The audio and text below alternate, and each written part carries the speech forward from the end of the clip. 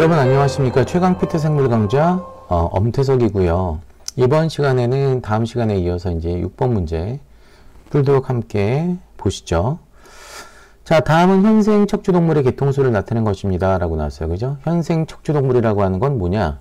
말 그대로 이제 멸종되지 않은 상태에서 현재까지 이제 존재하고 있는 어떤 척추동물을 뜻하는 겁니다.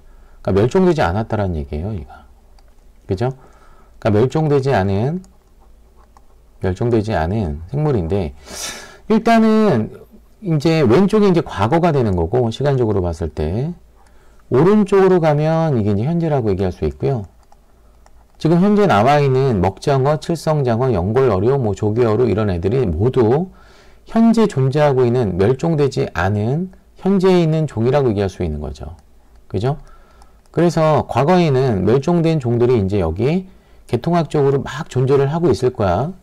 이런 데도 존재를 하고 이런 데도 존재를 하고 이런 식으로 존재를 하고 있을 텐데, 현재 이제 남아있는 멸종되지 않은 시간적으로 봤을 때 존재하고 있는 종들이 이제 가장 오른쪽에 지금 나타나고 있는 걸 볼 수 있어요. 자, 그러면 얘네들의 모든 공통조상은 여기 있다라고 얘기할 수 있거든. 그치? 공통조상의 어떤 그 특징을 봤을 때 척추동물이라고 얘기했기 때문에 이 척추동물이 의미하고 있는 게 바로 뭐예요? 이 모든 종들이 갖고 있는 공통형질이라고 얘기할 수 있는 거죠. 그래서 요쯤에 예를 들어서 이제 척추가 생겼을 것이다 라고 얘기할 수 있습니다. 척추.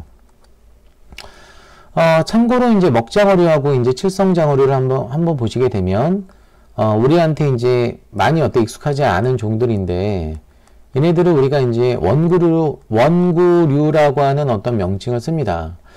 얘네들은 기본적으로 이제 턱이 없어요.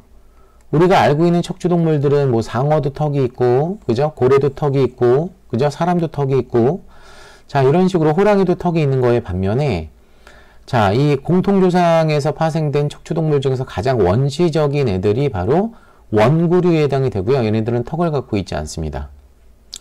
그 다음에 이제 그 밑을 보게 되면, 자, 연골어류라고 하는 게 나왔죠. 그럼 얘네들은 이제 단단한 뼈를 갖고 있지 않다란 얘기예요. 그죠? 그럼 이 단단한 뼈를 갖고 있는 친구들은 그 밑에 조기어류부터 우리가 이제 단단한 뼈를 갖고 있다라고 얘기할 수 있거든요. 그래서 이렇게 이제 전체적으로 묶었을 때, 그죠? 얘네들은 모두 단단한 뼈를 갖고 있다라고 얘기할 수 있어요. 그리고 이제 여기서 이제 추가적으로 봤을 때, 폐어류부터는 양서류, 분기군까지가 얘네들은 이제 폐를 갖고 있는 거죠. 폐를 갖고 있는 겁니다. 그리고 이제 이 어류는 전부 다 지느러미를 통해 가지고 수중에서 생활을 하는 애들이라고 얘기한다면, 양서류는 개구리를 생각해 보셨을 때 양서류부터는 뭘 갖고 있냐면 사지를 갖고 있어요. 그래서 사지동물이라고 얘기하기도 하죠. 아시겠죠? 그죠?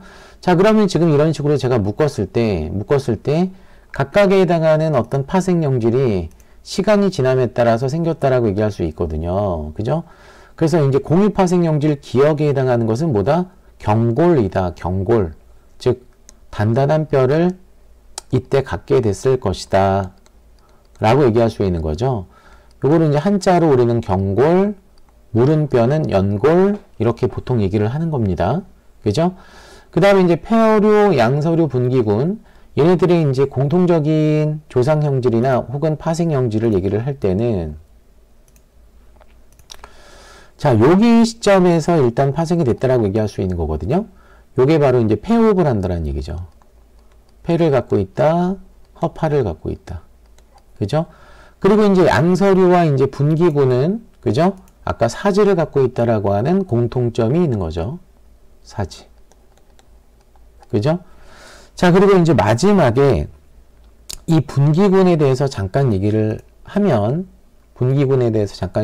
드리면요.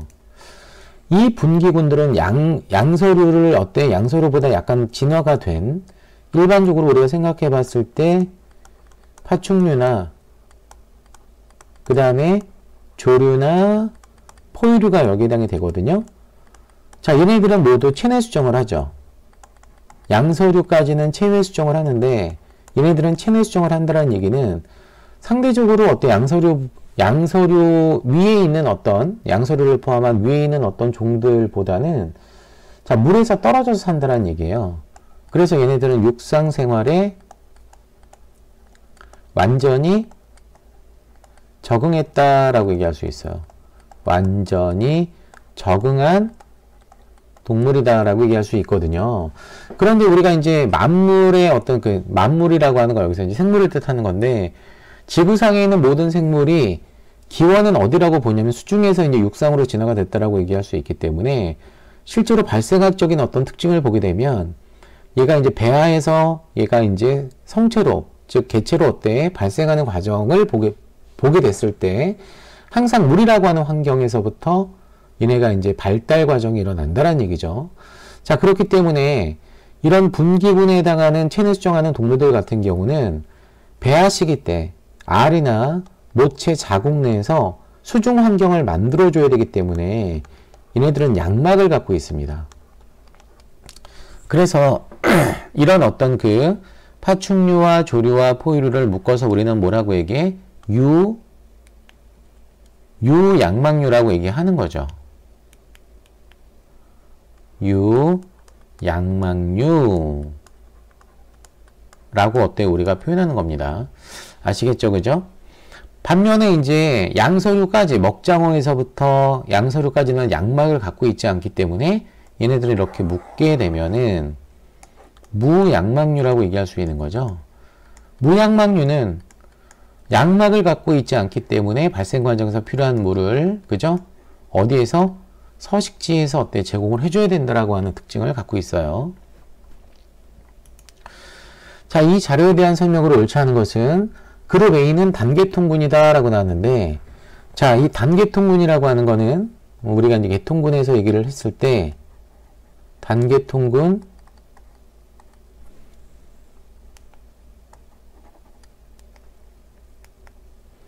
자, 단계통군은 자, 공통조상의 모든 자손을 포함하고 있을 때를 단계통군이라고 얘기를 합니다. 그죠? 반면에 이제 측계통군이라고 하는 게 있는데 측계통군은 자, 공통조상의 모든 자손을 다 포함하는 게 아니고 일부 자손만 포함하는 경우를 우리는 측계통군이라고 얘기하는 거죠. 자, 그룹 A를 잠깐 다시 올라가서 보게 되면은 자, 그룹 A라고 하는 애들의 어떤 특징을 봤을 때 그죠? 그룹 A는 여기 이렇게 이제 묶어 줄 수 있는 거잖아요. 이렇게. 그죠? 그럼 이 그룹 A의 공통조상은 쭉 갔을 때 여기에 해당이 돼요. 그죠?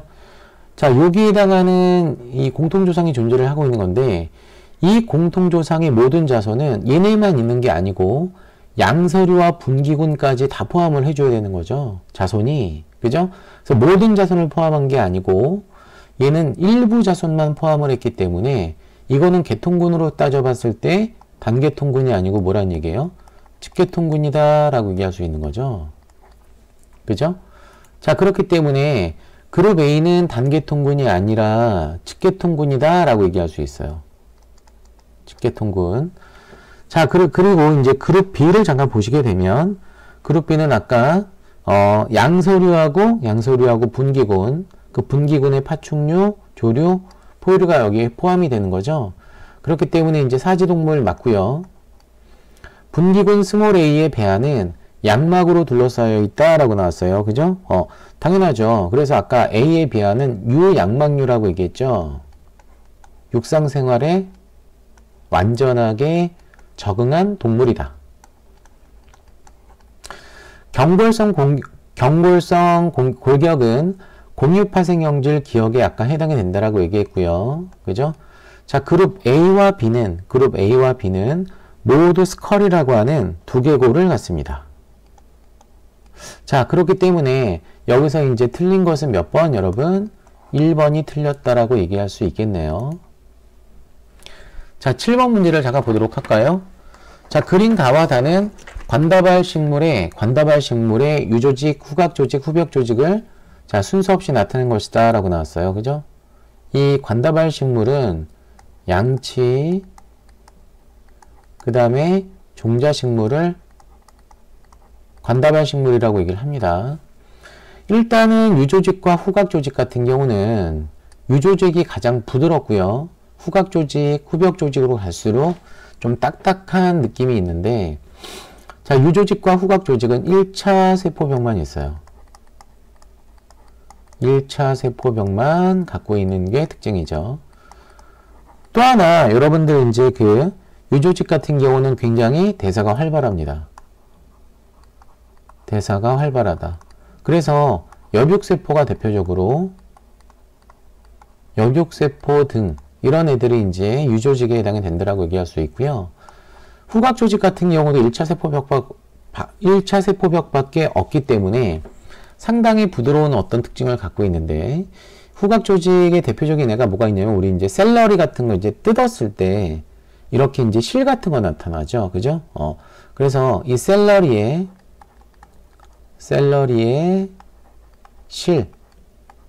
실 조직 같은 거, 스트링이라고 얘기하죠. 스트링스. 그죠? 그 샐러리의 그 실 같은 것들이 일종의 여기에 해당이 된다라고 얘기할 수 있고요. 후벽 조직은 2차 세포벽을 갖고 있어요. 2차 세포벽을 갖고 있는 친구들은 영구 조직이 굉장히 많고, 그죠? 단단하다라고 얘기할 수 있죠. 그죠? 그래서 이제 후벽 조직을 구성하고 있는 애들은 뭐 물관세포나, 그죠? 물관세포가 나중에 이제 딱딱하게 굳기 때문에. 또 하나 이제 우리가 이제 배, 먹는 배 있죠? 과일 중에서, 그죠? 배의 석세포. 이런 애들이 이제 우리가 이제 배를 씹어 먹었을 때 약간 돌기 같은 것들이 약간 느껴지잖아요. 그죠? 그래서 이제 돌처럼 느껴진다라고 해서 석세포 혹은 돌세포라고도 얘기해요. 돌세포. 자, 그러면 이제 가가 이제 후벽 조직이라고 얘기할 수 있고, 그죠? 그 다음에 이제 나가 여기서는 유조직이라고 얘기할 수 있습니다. 유조직. 그죠? 그 다음에 1차 세포벽을 또 갖고 있는 애가 후각조직이라고 얘기할 수 있는 거죠. 그죠? 자, 그러면 우리가 이제 가는 후각조직이다가 아니고 가는 무슨 조직? 여러분, 후벽조직이다. 후벽조직. 자, 가의 2차 세포벽에는 리그닌이 없다라고 나왔는데 있어요. 아까 얘기했었잖아요, 여러분. 여기 관다발 조직이기 때문에 물관 조직이 여기에 해당이 되겠죠. 그죠? 그 다음에 나의 줄기에는 물관부를 구성합니다. 라고 나왔는데, 자, 물관부를 구성하고 있는 건 아까도 얘기했지만 가가 되겠죠. 그죠? 자, 잎의 열벽세포는 아까 유조직에 포함된다라고 얘기를 했습니다. 그죠? 그렇기 때문에 나가 유조직이기 때문에 이건 괜찮네요. 자, 종자껍질의 보강세포는, 자, 종자껍질 굉장히 딱딱하지 않나요? 그죠? 얘는 따라서 어디에 해당이 된다라고 얘기할 수 있냐면 후벽세포에 해당이 된다라고 얘기할 수 있기 때문에 가에 어때 포함된다라고 얘기할 수 있는 거죠. 그래서 이제 정답은 몇 번? 4번이라고 얘기할 수 있는 거죠. 자, 8번 문제를 잠깐 보도록 할게요. 자, 그림은 사람에서 위와 소장, 소화를 나타내는 위와 소장의 어떤 소화를 나타내는 호르몬 A와 C의 작용 중 일부를 나타낸 것이다 라고 나왔어요. 자, A와 C는 각각 가스트린, 세크레틴, 콜레시스토키닌 중에 하나이다 라고 나왔죠. 그죠? 우리가 이제 한번 보게 되면은, 자, 예를 들어,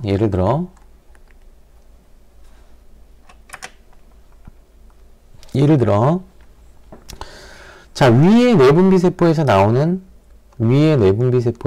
어떤 그 호르몬이 있고, 그 다음에 소장의 뇌분비세포에서 분비가 되는 호르몬들이 있어요.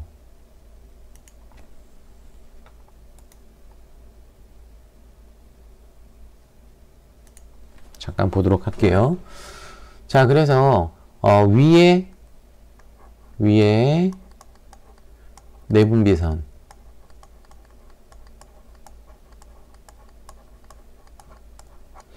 일단 내분비선은 호르몬을 뜻하는 건데 세 개의 내분비선을 갖고 있거든요. 위는 그 중에 하나가 이제 G세포가 있고 G세포가 있고요. 또 하나가 장크롬성 친화성 세포라고 해서 ECL 세포라고 하는 게 있습니다. 그 다음에 또 하나가 뭐가 있냐면 D세포라고 하는 게 있어요.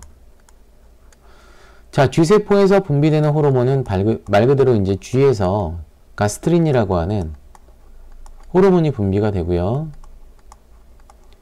이 가스트린이 하는 역할은 펩시노젠을 분비하는 주세포와 염산 분비세포에 해당하는 부세포를 활성화시켜요. 그러니까 분비 촉진을 시킨다는 얘기죠. 그리고 이제 이 가스트린이라고 호르몬이 이런 그 위 조직에 존재하고 있는 상피세포의 소화액 분비를 촉진시키면서 추가적으로 ECL 세포를 자극하기도 합니다. 그랬을 때 ECL 세포는 히스타민을 분비를 하죠. 히스타민은 염증 반응에서도 나타나고 염증 반응에 관여하는 어떤 물질이기도 하다라고 하는 것을 꼭 기억해 두실 필요가 있거든요. 히스타민 분비가 일어나게 되면 일반적으로 얘 같은 경우는 부세포의 염산 분비를 촉진시킵니다. 자, 이렇게 됐을 때 여기서 부세포와 부세포가 이제 두 개의 호르몬으로부터 공동 자극을 받기 때문에 부세포에서 HCL의 분비가 극대화돼요. 아시겠죠? 그럼 이게 이제 산이잖아요. 강한 어떤 염산이기 때문에 위벽을 손상시킬 수 있거든요. 그래서 이 HCL의 어떤 분비는 소위 이제 D세포에 영향을 줄 수 있다는 얘기예요. 즉, D세포에서 분비가 되는 어떤 호르몬의 분비를 촉진시켜주는 역할을 하는데 그 호르몬이 바로 뭐냐면은 소마토스타틴이라고 얘기하죠. 소마토스타틴이 분비가 되는데요. 요거 좀 기억해 두실 필요가 있습니다. 소마토스타틴. 자, 얘는 부세포의 기능을 억제를 시키는 역할을 해요. 그러니까 HCL은 자기 자신의 분비를 억제시키게 해주는 어떤 호르몬 분비를 야기시키기 때문에 요거를 우리가 이제 음성되먹임이라고 얘기할 수 있는 거죠. 그죠?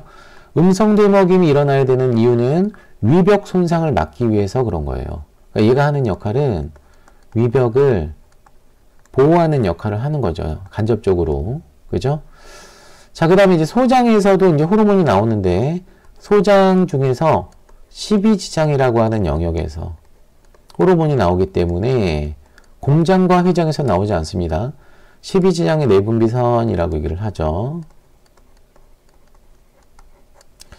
자, 일단 두 개의 어떤 호르몬을 기억해 두실 필요가 있는데, 자, 하나가 이제 I세포에서 분비되는 호르몬이 있고요. 또 하나가 S세포에서 분비되는 호르몬이 있습니다. 이 I세포에서 분비되는 호르몬을 우리가 약자로 CCK, 즉 콜레시스토키닌이라고 얘기해요. 콜레시스토키닌 호르몬이 분비가 되는데, 이 콜레시스토키닌은 12지장에서 소화를 시킬 수 있는 이자액과, 그죠? 자, 그 다음에 이제 지방의 소화를 도와주는 쓸개제 분비를 촉진시키는 역할을 합니다. 아시겠죠? 그죠?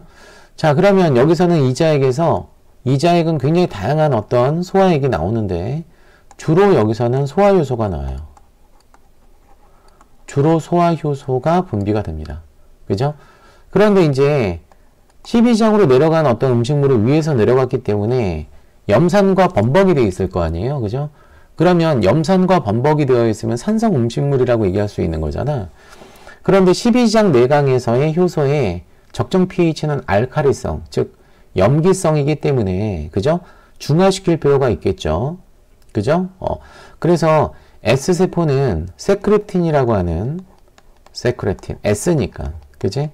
호르몬을 분비시켜주는데, 얘도 이자액 분비를 촉진시킵니다.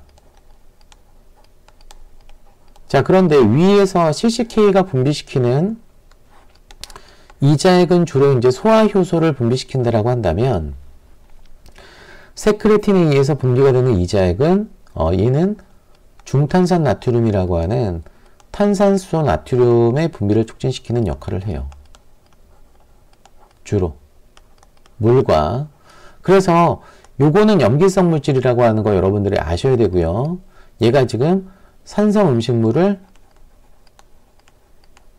12장의 pH에 맞게 중화시키는 역할을 한다는 얘기죠. 그죠? 자, 그래서 이렇게 이제 CCK와 세크레틴이라고 하는 호르몬들이 이제 12장에서 분비가 됐는데, CCK의 또 다른 어떤 기능 중에 하나는 뭐 있냐면, 얘는 간접적으로, 얘는 직접적으로 관여하는 게 위운동을 억제시켜요. 위운동을 억제시킨다는 얘기는 바꿔서 얘기하면, 내가 지금 호르몬을 분비하고 있다는 얘기는 12지장에서 지금 현재 소화를 하고 있다는 얘기잖아요. 12장에서 소화를 하고 있는 와중에 위에서 음식물들이 계속 밀고 내려오게 되면 안 되겠지? 그지? 그래서 상대적으로 되먹임으로 위운동을 억제시킴으로 인해서 윗속의 음식물을 잠시 보관하는 역할을 합니다. 이렇게 이제 위운동이 억제가 되게 되면 우리는 뭘 느끼게 되냐면 포만감을 느끼기도 해요. 생리학적으로, 그죠? 우리가 윗속에 음식물이 있을 때 배가 부르다라고 하는 걸 느끼게 된다는 얘기죠. 그죠? 자, 그래서 지금 보시게 되면은 이제 간이 있고, 그죠? 위가 있고, 췌장. 이 췌장이라고 하는 장소는 이자라고 얘기할 수 있는 거지. 그러니까 용어를 좀 다양하게 좀 아실 필요가 있습니다. 그죠? 자, 그러면 결과적으로 이제 C 같은 경우는 가스트린이라고 얘기할 수 있어요. 위에서 분비되는 호르몬이기 때문에, 그죠? 그 다음에 이제 12장에서 분비되는 호르몬은, 자, A라고 하는 애가 췌장과 쓸개를 어때 자극하는 걸로 봐서, 얘가 이제 CCK라고 하는 걸 알 수 있죠. 이자액 분비와 쓸개질 분비를 촉진시키는 호르몬이기 때문에. 근데 B는 이자만 단독으로 자극하기 때문에 얘는 뭐라고 얘기할 수 있어요? 세크레틴. 그죠? 소화 관련 호르몬에 대한 어떤 생략 문제예요, 이 문제가. 자, A는 콜레시스토킨이다. 당근 맞고요. 자, B는 세크레틴이라고 얘기했었죠? 그죠? 자, B는 세크레틴이라고 얘기했는데, 이 세크레틴은 이자에서 중탄산염의 분비를 촉진시킵니다. 그래서 산성 음식물이 위에서 내려온 거를 중화시킬 수 있다. 중화작용을 어때? 수행할 수 있다라고 얘기할 수 있는 거고요. 그 다음에 C는 위산의 분비를 촉진한다라고 얘기를 했네요. C가 아까 어떤 호르몬이었습니까? 가스트린이죠. 그죠? 그러니까 위산 분비를 촉진시킨다는 얘기는 부세포를 활성화시킨다는 얘기예요. 부세포를 활성화시킨다는 얘기예요. 반면에 이제 위산 분비를 억제시키는 호르몬은 아까 무슨 호르몬? 소마토스타틴. 어디서 분비가 돼? 그렇지. D세포. 그죠? 자, C는 수용성 호르몬이다. 맞아요. A와 B는 모두 위의 운동성을 어때? 촉진한다라고 했는데 억제 기능이 있다라고 얘기했었죠. 그죠? 자, 그렇기 때문에 정답은 5번이 틀렸네요. 자, 그림과는 척추동물의 망막에 있는 막대세포의 구조와 막전이의 측정 위치를, 그죠? 나는 세기가 서로 다른 빗자극 A와 C에서 시간에 따른 막대세포의 막전이를 나타낸 것이다 라고 나왔어요. 이 막대세포를 라데셀이라고 지금 나왔잖아. 간상세포라고 얘기를 하죠. 간상세포. 그림을 잠깐 보게 되면 이 간상세포는 약한 빛에 반응을 합니다. 약한 빛에 반응을 한다는 얘기는 역치값이 어떻다는 얘기야? 낮다는 얘기고, 얘는 색깔을 구별하지 못해요.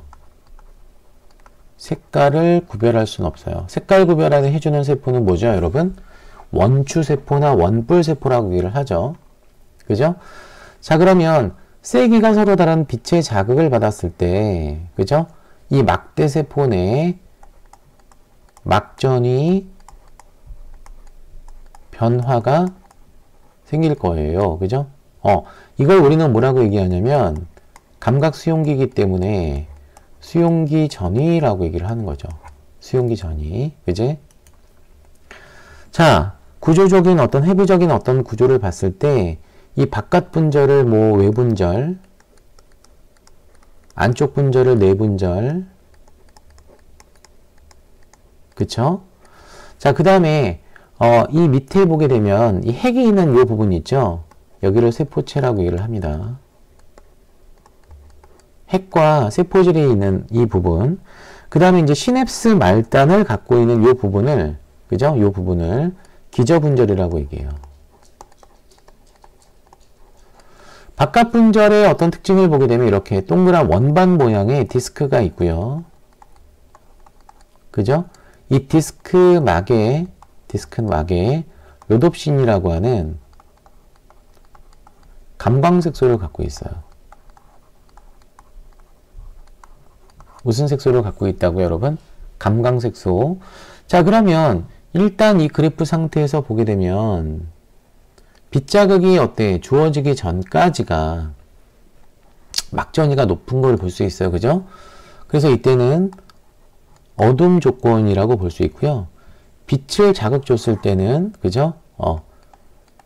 빛이 있는 조건, 즉, 이 어둠 조건은 이제 빛이 없는 조건이라고 얘기할 수 있는 거지.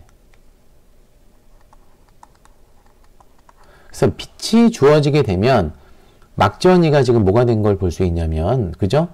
떨어지는 걸 볼 수 있어요. 그래서 과분극이 초래가 됩니다.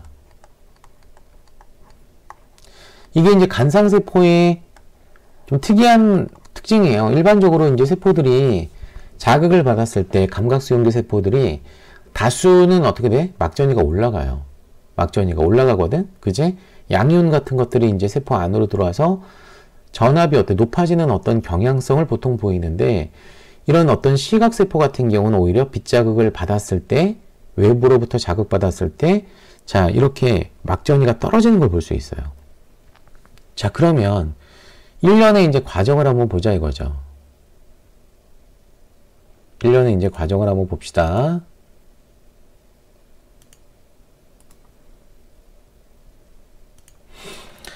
자, 간상세포의 광화학 반응.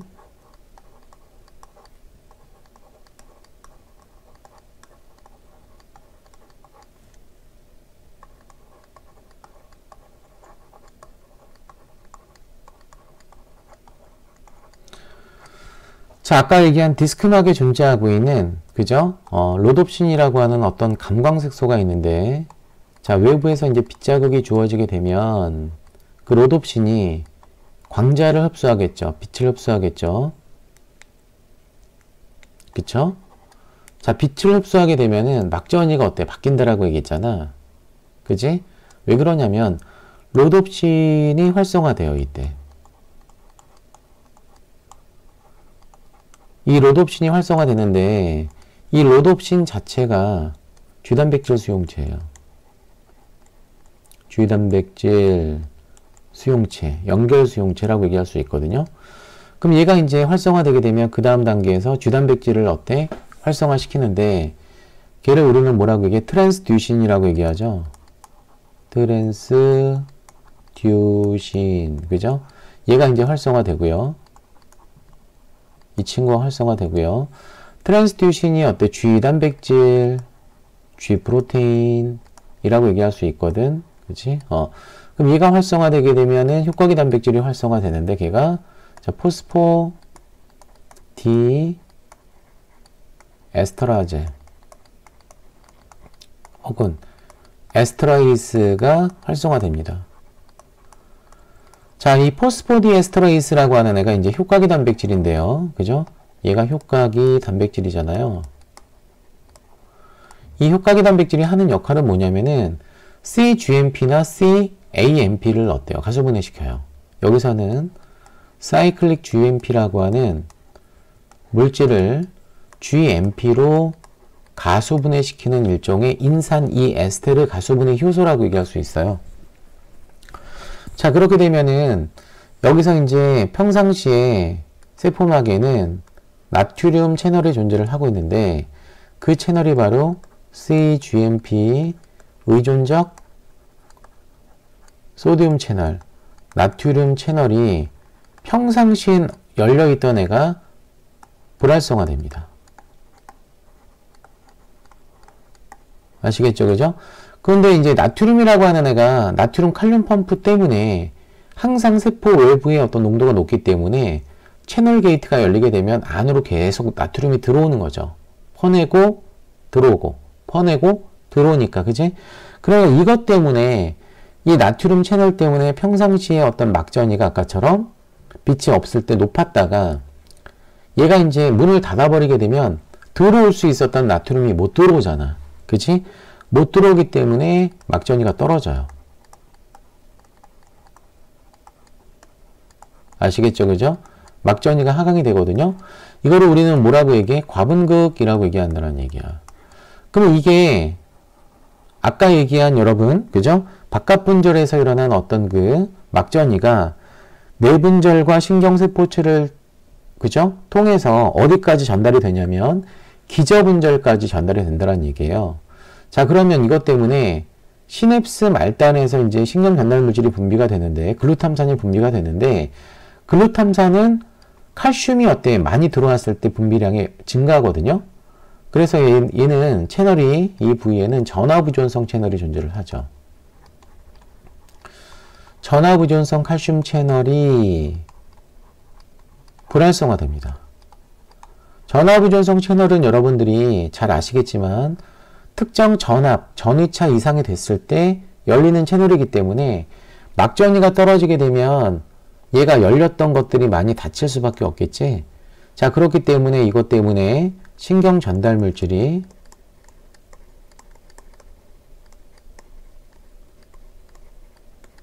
분비량 변화가 생기는데 이 신경 전달 물질 분비량이 감소해요. 아시겠죠? 이게 이제 쌍극세포를 통해서, 쌍극세포는 이제 시신경, 즉 시신경을 통해서 이게 이제 대뇌까지 가는 거죠. 대뇌 시각피질까지. 그지? 자, 이 신경 전달 물질 글루탐산이에요. 흥분성 물질이라고 하는 걸 알 수 있습니다. 그죠? 자, 그러면 우리가 이제 참고로 우리가 여러분들 여기 봤을 때 만약에 이 빛자극이 강해지게 되면 로뎁신 활성화가 더 커지겠죠? 트랜스듀신의 활성화가, 그러니까 트랜스듀신이 한두 개의 어떤 물질이 있는 건 아닐 거 아니야. 그러니까 개수가 얘도 여러 개고 얘도 여러 개일 수밖에 없기 때문에 트랜스듀신도 어때? 더 많이 활성화 된다는 얘기예요. 마찬가지로 효과기 단백질도 더 많이 활성화되게 되면 나트륨 게이트가 더 많이 닫히겠죠? 그죠? 자, 그러면 막전이 하강은 더 커지고요. 전화부존성 칼슘 채널이 불활성화되는 개수도 증가합니다. 자, 그렇기 때문에 신경 전달 물질량의 총 분비량도 감소가 심해지겠죠. 감소가 심해지겠죠. 그죠? 자, 그러니까 결과적으로 쌍극세포가 받는 어떤 자극 또한 강한 자극을 받을 수밖에 없다는 얘기예요. 그럼 강한 자극을 받는다는 얘기는 뭐죠? 빛이 너무 눈부셔 라고 느낄 수도 있다는 얘기죠. 관상세포는 굉장히 예민하기 때문에. 아시겠죠? 그죠? 자, 그러면 지금 A, B, C로 갈수록 C로 갈수록 막전이가 더 떨어지는 걸 볼 수 있기 때문에 자, A, B, C로 갈수록 강한 빛이다 라고 얘기할 수 있어요. 강한 빛의 자극을 받았구나 라고 하는 걸 알 수 있는 거죠. 자, 그러면 자, 이에 대한 어떤 설명으로 옳지 않은 걸 물어봤습니다. 바깥 분절의 원판에는 빛을 흡수하는 로뎁신이 있습니다. 맞는 말이죠. 이 바깥 분절의 원판을 아까 뭐라고 얘기를 했나요? 디스크라고 얘기를 했잖아요. 디스크 원판, 디스크 막에는 이렇게 이제 감광색소라고 하는 빛을 흡수할 수 있는 광수용기를 갖고 있다라고 얘기할 수 있는 거죠. 빛자극에 의해서 안쪽 분절에 활동전이가 발생을 한다라고 했는데, 자, 활동전이는 발생하지 않습니다. 후각세포 이외의 다른 감각세포에서는 활동전이가 만들어지지 않는다라고 보시면 돼요. 세 번째, 빛자극이 시냅스 말단에서 글루탐산의 분비를 감소시킨다. 이거 괜찮죠? 왜? 일단은 빗자극 자체가 과분극을 초래하게 되고, 과분극을 초래하게 되면은 결과적으로 이제 신경 전달 물질의 분비량이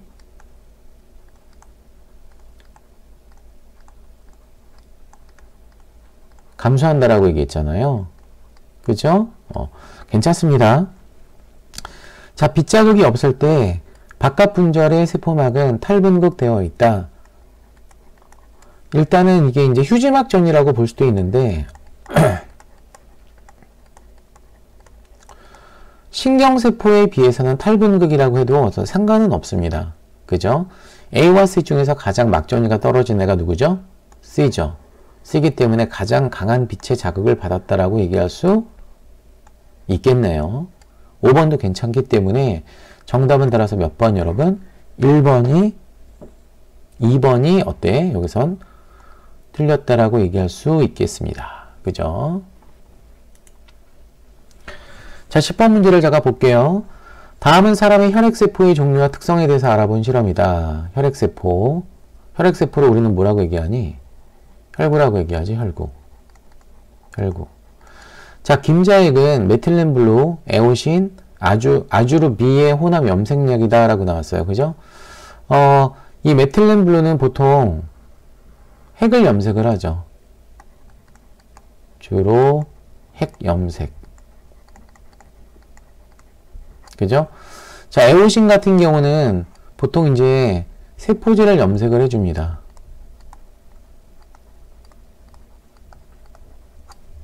슬라이드 글라스에 혈액을 한 방울 떨어뜨린 후 얇게 이제 도말한다라고 했잖아요. 여기 이제 도말 과정이죠.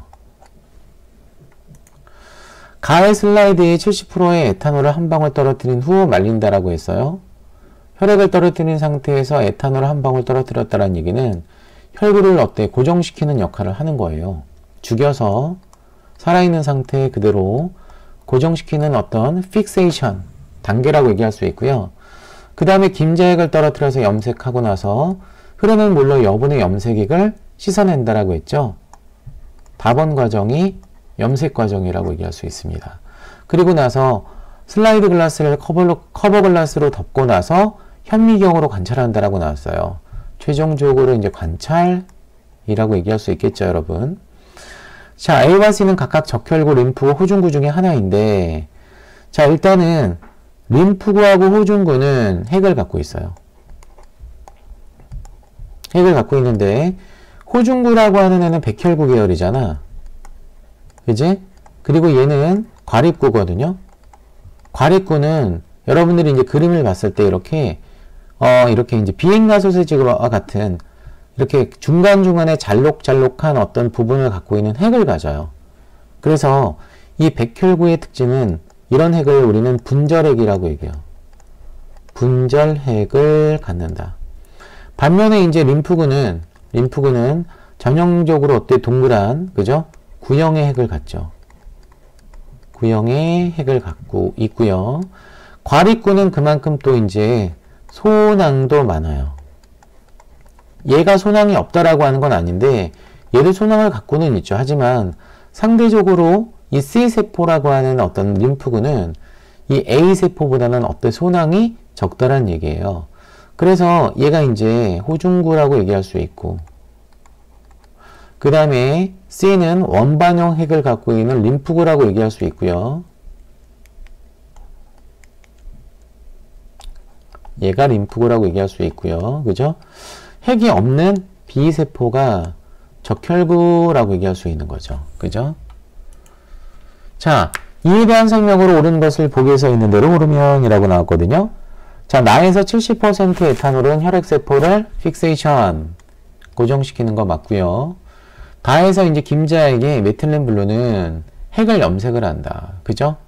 핵을 염색을 하는데 이때 이제 김자에게 어떤 메틸렌블루는 뭐 청색 계열이나, 그죠? 메틸렌블루기 때문에 뭐 책에 따라서 이제 보라색이라고 우리가 알아두셔도 됩니다. 아시겠죠? 그죠? 자, 그 다음에 A는 림프구입니까? A가 아까 뭐였었어요, 여러분? 호중구였었죠. 그죠? 자, 그렇기 때문에 디귿은 안 되겠네요. 정답은 기억과 니은이 정답이기 때문에 몇 번이에요, 여러분? 4번이에요. 자, 여기서 이제 둘 다 면역세포에 관여하는 애가 이제 호중구는 선천성 면역에 관여를 하고요. 자, 림프구 같은 경우는 여기다 쓸까요? 림프구는 선천성 면역과 후천성 면역을 담당을 할 수 있어요. 특히 이제 후천성 면역에 관여하는 애가 누굴까요, 여러분? B세포와 T세포가 되겠죠. 선천성 면역에 관여하는 애가 대표적으로 뭐가 있을까요? 자연살해세포, 자연살상세포라고 해서 내추럴 킬러셀이라고 얘기하죠. NK세포가 여기에 해당이 된다라고 얘기할 수 있습니다. 자, 이렇게 이제 오늘은 6번부터 10번까지 문제를 풀어봤는데요. 여러분들 반드시 복습하도록 하시고요. 자, 문제를 복습하면서 다시 한번 개론책을 여러분들이 이제 뒤적뒤적 하면서 내용을 다시 한번 반복 학습하실 필요가 있습니다. 자, 다음 시간에 또 이제 11번부터 문제를 풀이하도록 하겠습니다. 다음 시간에 뵐게요. 감사합니다.